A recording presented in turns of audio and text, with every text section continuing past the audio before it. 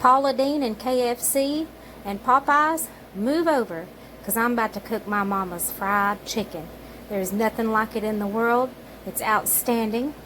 First, you want to get the smallest chicken breasts and the smallest chicken thighs, the smallest of everything you can find. If you can find a 2.5 pound chicken and cut it apart, even better. But what I do is I look for price, okay, and the lowest price tells me that each piece weighs less. Perfect. All right, so I've got 2 breasts here, and I've got probably 4 thighs right there, maybe 5. Okay, and talking about the spice mix, there has to be a poultry mix, okay, and hers was 1 cup of salt. I use sea salt. I use this Morton sea salt right here, the fine. And you're going to do 1 teaspoon of onion powder, 1 teaspoon of garlic powder, 2 tablespoons of nutmeg, 2 tablespoons of sage, 2 tablespoons of paprika, and 1 teaspoon of black pepper. I'm going to have all that in the description box below. You're going to need 3 eggs. You're going to need peanut oil. Use peanut oil. The reason why is it has the highest flash point, alright? So it's great for frying. Then you're going to need a carafe of buttermilk. You're going to need a mixing bowl to put the chicken and the buttermilk and the seasonings in to let the chicken marinate. You're going to need a cast iron. I use this Dutch oven. I think it's better because it comes up higher, it's deeper than a typical skillet. You're going to need some tongs to handle the chicken, alright? And probably like little measuring cups and whatnot, spoons, things like that. And you're going to need something to let the chicken drain. Now, you can use one of those cake things that, oh, it has all little holes in it. What is that called? It's like a little tray. And but I can never find mine. I don't know what happens to my stuff. So I'm going to do it the way Mom did. She took 8-inch sheets of aluminum foil, about 6 of them, and she crumpled them up. And that allows the chicken to drain. Why not just set it on paper towels? Well, I put paper towels underneath to catch the oil. When you set it on paper towels, you run the risk of the breading sticking to the paper towels, which does not happen so much on the aluminum foil. And that will allow you to drain your chicken just fine. And so I'm going to get started. So here we have it. We have the cup of salt, that's sea salt, 1 teaspoon black pepper, 1 teaspoon garlic powder, 1 teaspoon onion powder, 2 tablespoons of paprika, 2 tablespoons of nutmeg, and 2 tablespoons of sage. Gonna mix this all up, and this is gonna be our seasoning. That's what it looks like when it's all mixed down, and it tastes divine.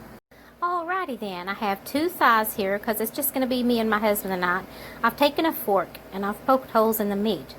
Now, this chicken breast, that is too large to fry on its own. Now, if it was a restaurant deep fryer, maybe, but this is home cooking, and so I cut it on the diagonal, okay? And so this is what we have here, all right? And I poked holes with a fork in here to kind of help the marinade and everything penetrate the meat. And so we have 2 pieces of this breast, like I said, because I had to cut it. And so now I'm ready to prepare the marinade for the chicken. Okay, I have beaten 3 eggs, and now it is time to add a cup of buttermilk. Okay, and this is about 2 heaping tablespoons of the poultry seasoning mixture that I made. And this is going to get all stirred up.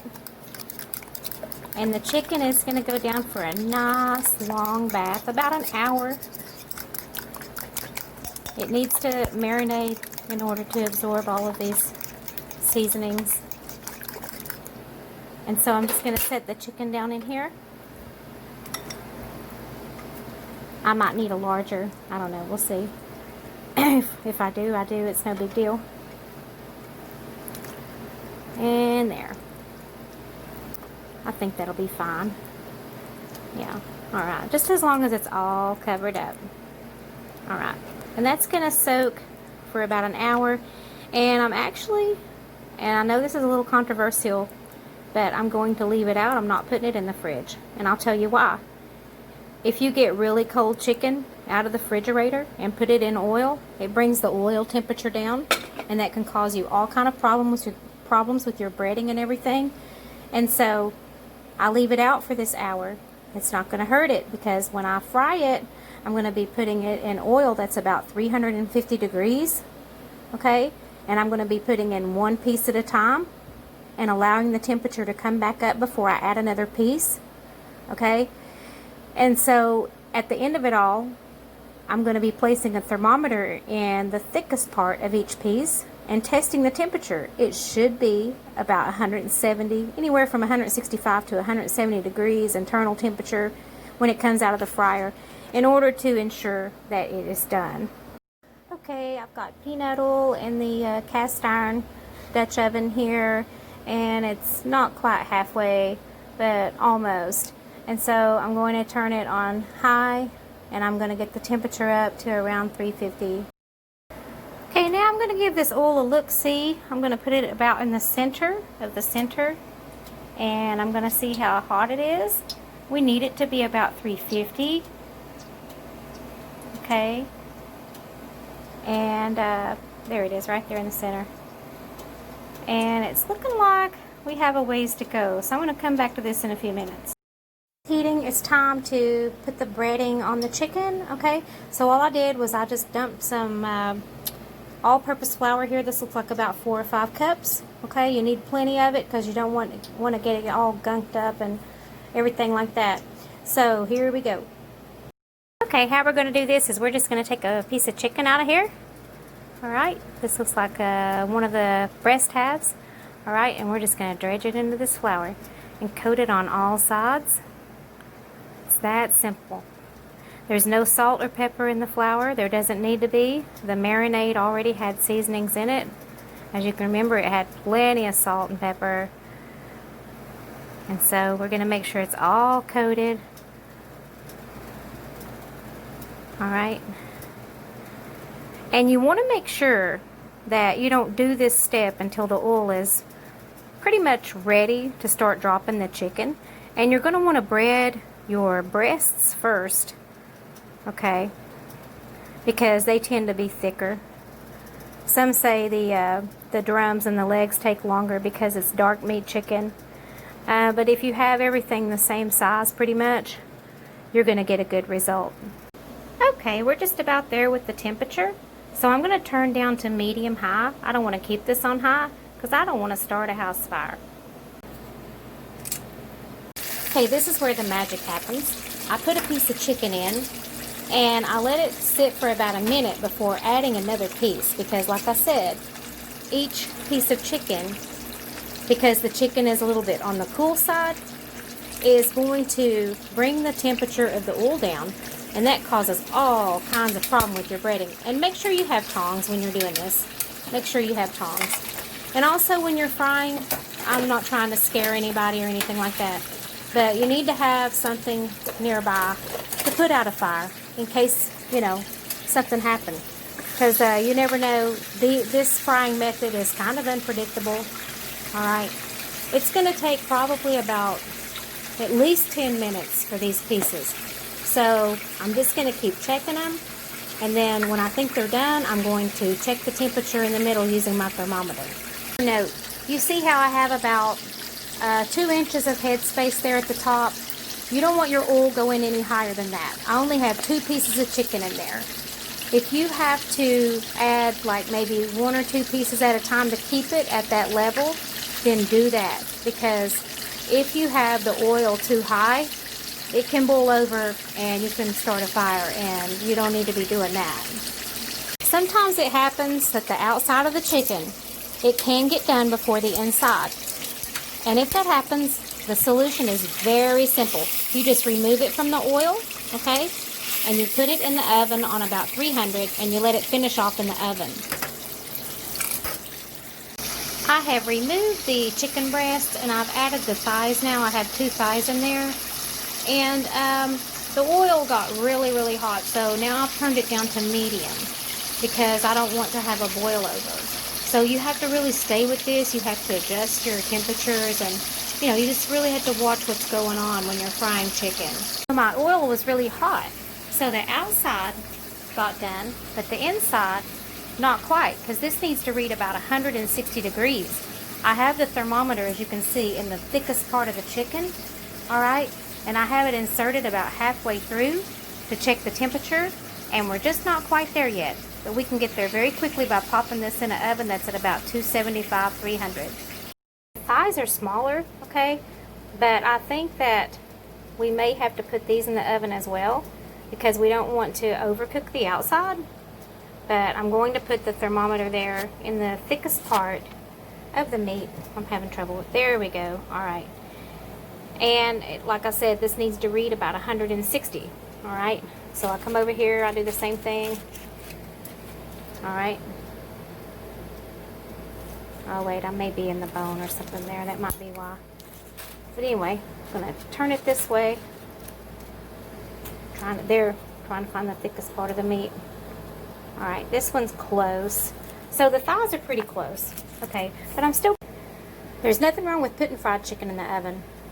The main thing about fried chicken is control. As long as you stay in control of the heat and how brown it gets and the internal temperature, fried chicken is going to be delicious, even if it has to go in the oven for a few minutes. Okay, we're getting closer here with the chicken breasts. They are the most problematic because they usually have like this really thick area. And so, not quite to 160 yet, but they've only been there in like 10 minutes. The thighs are pretty much done. But I'm gonna pop this back in the oven for a few more minutes. And so for the sides, we're gonna have some green beans and potatoes, and I have some butter mixed in there. And we're gonna have okra, tomatoes, and corn. I love that stuff, in case you don't know or haven't seen it before. Most people have, but it's awesome. And then I'm using these Kroger skin-on potatoes. And when it comes to green beans, I don't go generic. Green beans is something that if you don't go name brand, you could end up with a mess. So I'm going to recommend that you go with name brand when it comes to green beans. Note about green beans and potatoes. If you will add a couple of tablespoons of butter to say a can of each, okay, and bring it to a boil, then turn the oven or take it off the eye, okay, and let them cool, and then boil them again. You won't believe the difference that it makes. It gives it such a good flavor. I'm not sure why. That's just how my mama did it, and she was right about everything, so I'm going to do it that way too. Here's the sacrificial lamb. It's one of those great big chicken breasts. It's been cut in half. Now it should be, any juices in there should be clear. There should be no pink or red. The internal temperature about right here should be 170. All right. Same thing over here. All right. And so if I test the largest one, then I know that the smaller ones, as far as the chicken breasts, are done. And so just check each piece of chicken at the thickest part of the meat with your thermometer and make sure it's 170 degrees before you serve it. I have some chicken in the oven, finishing off in the oven, because I didn't want to burn the crust or the breading. And so when you put it in the oven, you should be about 250 to 300 degrees, and it should be covered with aluminum foil. That will cause it to sweat a little bit, but in my opinion, that's what makes the breading so good, is when it gets soft a little bit. It seems like all the flavors meld together, and it just tastes delicious to me. So there you have it. When you cut the chicken open, there should be no pink, no red. There should only be brown or clear juices, and that's what we have with that breast. I really hate cooking chicken breast because it takes so long. I mean, you could end up having this in the oven for about 20 or 30 minutes, probably on about 300 with aluminum foil on top. And then there are the thighs. They're a little bit easier, okay? They're a little bit faster. It just depends on the size of the chicken breast. Like I said, if you can get a 2.5 pound chicken, something that's no more than 2.5 pounds, and butcher it yourself, your chicken breast will be much easier to cook. If not, you can always take a chicken breast and cut it in half on the diagonal, like I did with this one. if I would have left it the way it was, I would have had to fry this in an industrial fryer in order to get it done probably. It's really hard to do at home with these great big chicken breasts that they're selling now. So there you have it, folks.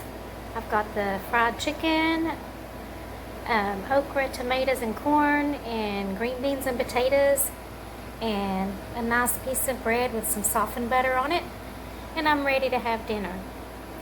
I hope you enjoyed the video. Thanks for watching. Have a great day, y'all.